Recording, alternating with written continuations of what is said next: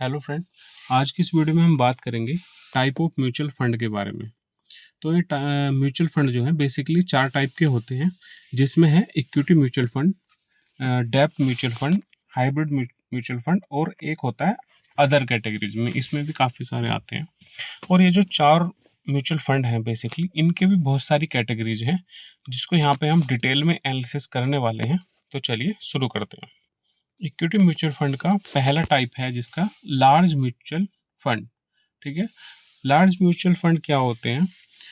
ये जो है म्यूचुअल फंड, इनका 80% जो है वो लार्ज कैप कंपनियों में लगता है। बाकी 20% जो है वो फंड मैनेजर अपने इच्छानुसार कहीं पे भी लगा सकता है। लेकिन सेबी के नियम के अनुसार वो 80% जो है लार्ज कैप कंपनी में ही उसको लगाना पड़ेगा।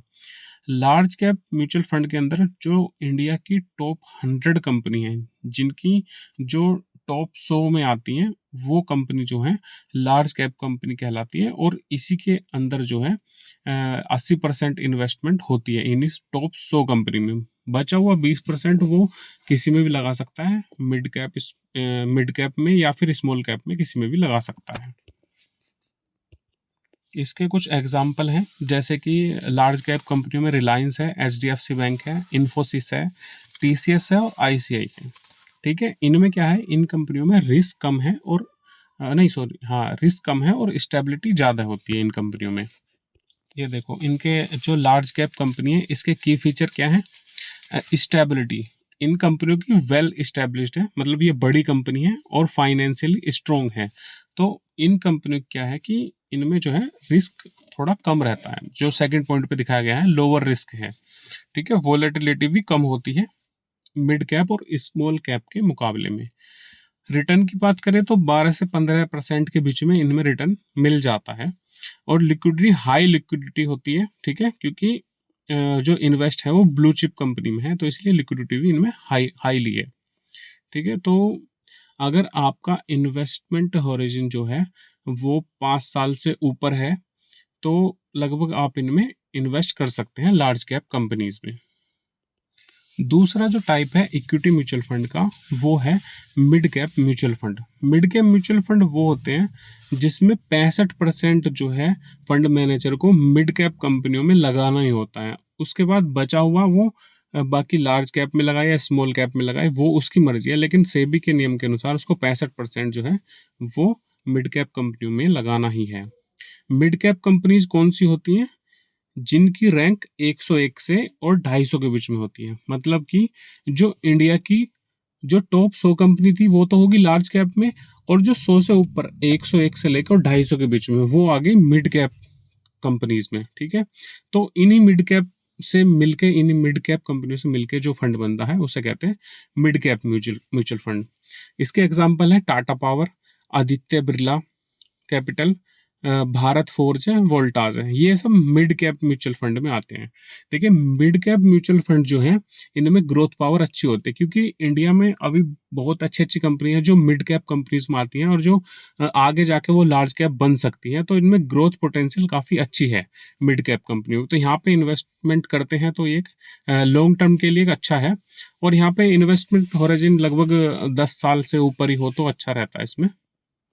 मिड कैप कंपनी की अगर ग्रोथ पोटेंशियल के बारे में बात करें तो इनमें ग्रोथ पोटेंशियल बहुत अच्छी होती है लार्ज कैप के मुकाबले, फास्टर ग्रो करती हैं ये।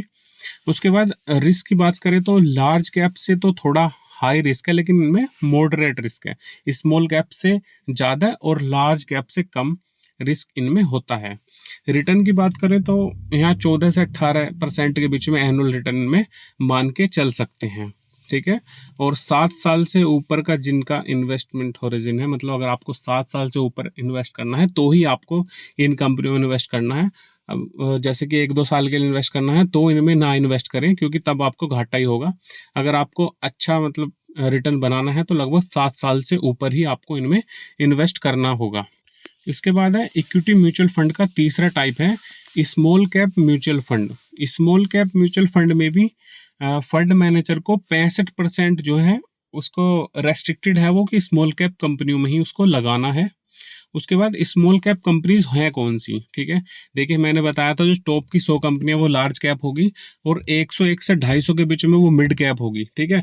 तो 250 के बाद 251 से लेके और जो बाकी जो कंपनी बची हैं वो सभी स्मॉल कैप कंपनीज में आती हैं, ठीक है, सेबी के नियम के अनुसार, ठीक है। लेकिन ये जो स्मॉल कैप कंपनी है इनमें जो रिस्क है वो रिस्क ज़्यादा होता है, वो भी देख लेते हैं इसके की फीचर में।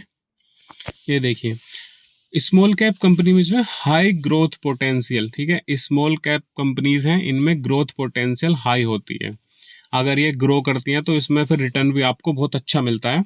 लेकिन हाँ रिस्क इनमें हाई है, हाई रिस्क होता है और मोस्ट वोलेटाइल होती है, मतलब अप डाउन ज़्यादा होंगे, कभी कभी बहुत ज़्यादा फ़ायदा होगा और कभी कभी बहुत ज़्यादा नुकसान हो सकता है, इसलिए वोलेटाइल ये ज़्यादा होती हैं। रिटर्न की बात करें तो रिटर्न भी देखिए इसमें लार्ज कैप और मिड कैप से ज़्यादा ही रिटर्न मिलता है, 18 से 25% के बीच में एनुअल रिटर्न आपको मिल सकता है। लेकिन ये रिटर्न आपको कब मिलेगा, ये होगा जब आप 10 से भी प्लस 10 से 15 साल के लिए इन्वेस्ट करते हैं, तब जाके आप इस रिटर्न को एक्सपेक्ट कर सकते हैं 18 से 15 के बीच में, ठीक है। तो अगर आपका इन्वेस्टमेंट होराइजन अगर लंबा है 10 से 15 साल का, तो आप स्मॉल कैप म्यूचुअल फंड को तब चूज कर सकते हैं। एक टाइप है, ये भी इक्विटी म्यूचुअल फंड का ही एक टाइप है, सेक्टोरल म्यूचुअल फंड, ठीक है।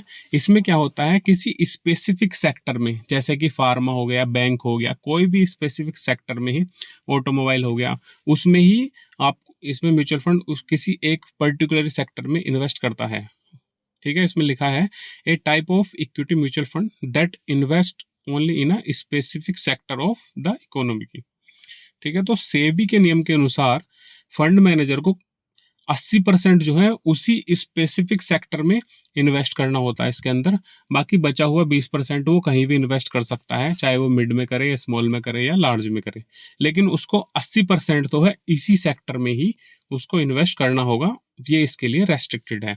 इसके की फीचर भी देख लेते हैं। जो सेक्टोरल फंड है इसके की फीचर क्या है कि ये कंसंट्रेटेड पोर्टफोलियो होता है, इसका मतलब फोकस्ड ऑन वन सेक्टर, ये एक ही सेक्टर पे फोकस करते हैं, अलग अलग नहीं करते, क्योंकि 80% इनका एक ही सेक्टर में पैसा लगा हुआ है तो उस पर फोकस करते हैं, ठीक है। डाइवर्सिफाइड यहाँ पे नहीं है। उसके बाद हाई रिस्क और हाई रिटर्न, अगर वो सेक्टर चल गया तो हाई रिटर्न मिल जाएगा और नहीं चला तो लॉस भी बहुत ज़्यादा होता है, इसलिए इसमें रिटर्न हाई है तो रिस्क भी हाई है। साइक्लिकल परफॉर्मेंस, ठीक है। तीसरा है return depend on economic and industry cycle, industry की साइकिल पे डिपेंड करता है कि इंडस्ट्री कितना चल रही है, उसी के हिसाब से इसका जो है परफॉर्मेंस भी डिपेंड करती है।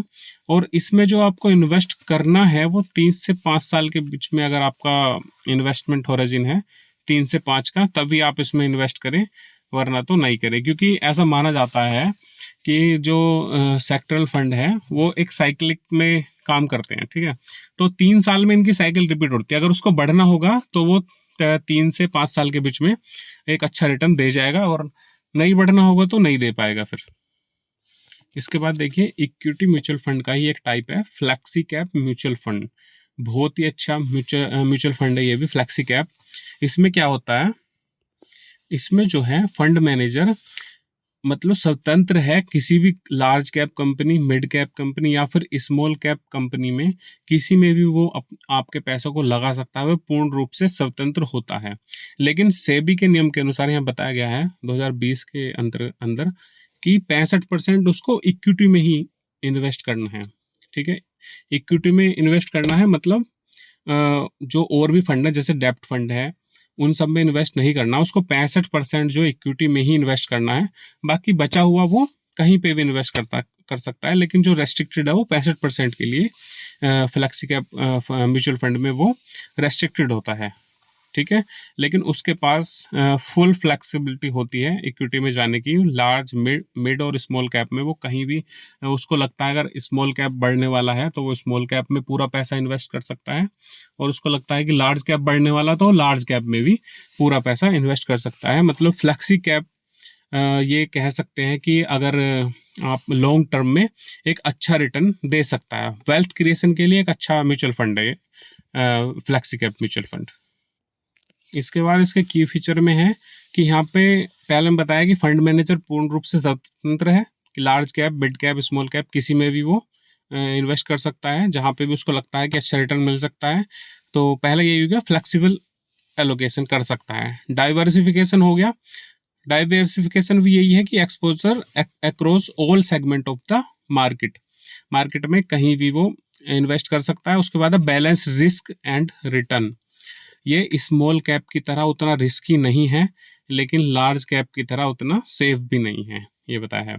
और अगर आपके पास 5 साल से ज़्यादा का इन्वेस्टमेंट होराइजन है तो ये आपको वेल्थ क्रिएशन के लिए अच्छा होता है। अगर आप देखिए लॉन्ग टर्म के लिए इन्वेस्ट करना चाहते हैं तो एक फ्लेक्सी कैप म्यूचुअल फंड को अपने पोर्टफोलियो में जरूर रखें। तो आज की इस वीडियो में ये हो गए हमारे जो है इक्विटी म्यूचुअल फंड के कुछ जो स्पेशल टाइप है, जो इम्पोर्टेंट है, वो मैंने बता दिए हैं। इसके बाद हम नेक्स्ट वीडियो में करेंगे डेब्ट म्यूचुअल फंड को, और उसके बाद बचता है हमारा हाइब्रिड म्यूचुअल फंड और कुछ अदर कैटेगरीज भी हैं। ठीक है, तो वो नेक्स्ट वीडियो में ही हम डिस्कस करेंगे। आज की वीडियो में बस इतना ही। Thank you.